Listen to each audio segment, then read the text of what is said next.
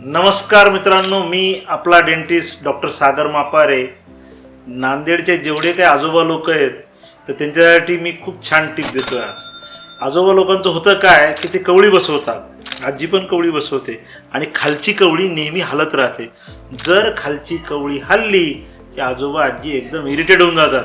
अरे काय जेवताच येत नाही, ती कवळी बनवली मी त्या दाताच्या डॉक्टरकडे जाऊन, नुसती हलत राहते, मी जेवणार कसा, माझे ते कवळी बनवण्याचे पैसे वाया गेले आणि मला कवळीचा काही फायदाच होत नाही आहे.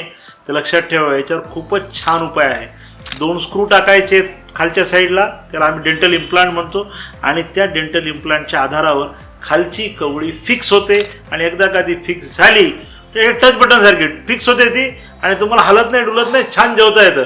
तर त्याच्याबद्दलची विचारणा डेंटिस्ट लोकांना करायची आहे. मापार डेंटलमध्ये सुविधा उपलब्ध आहे, म्हणजे आपली खालची कवळी हलणार नाही आणि आपल्याला जेवायला सुविधा होणार आहे.